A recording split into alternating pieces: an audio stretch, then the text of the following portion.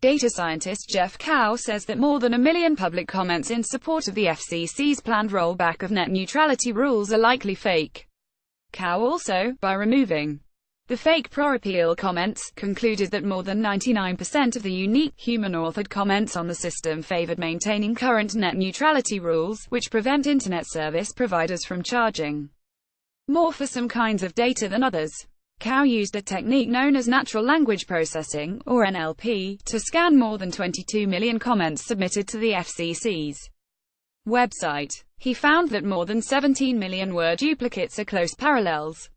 But many of those were, he writes, legitimate public mailing campaigns, which provide boilerplate text for real people to submit. Intriguingly, the comments that Cow ultimately concluded were fake were actually quite diverse in the specific phrasing, but that variation was only superficial. As an example, Cow highlights the anti-net neutrality phrase, individual citizens, as opposed to Washington bureaucrats, should be able to select whichever services they desire. The system used to generate the fake comments swapped out words in such phrases again and again, for instance, switching people like me for individual citizens and products for services to produce 1.3 million superficially distinct variations on the same basic block of text. Cow sums up the approach as being like Mad Libs, except for political astroturf.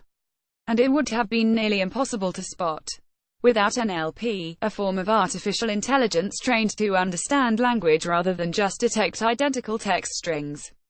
Get data sheet, Fortune's technology newsletter. The proposed repeal of the current Obama-era protections would be a big win for ISPs including Comcast and Verizon, but has been strongly opposed by tech firms like Google and Facebook, though those giants are less likely to be hurt than smaller content providers.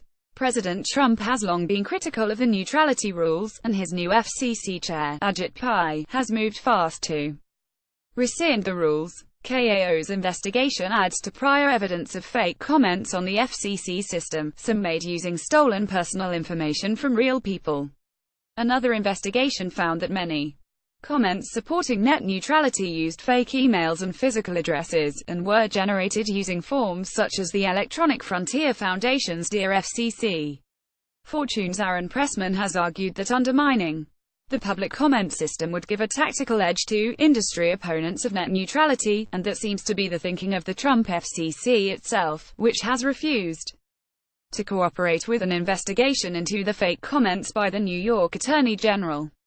That leaves the public comment process clouded in confusion, rendering real comments from concerned citizens politically meaningless. We're left with a Hesed, Chesed for the fake news era, and, as with most matters in a vacuum of fact, the debate has descended into tribalism.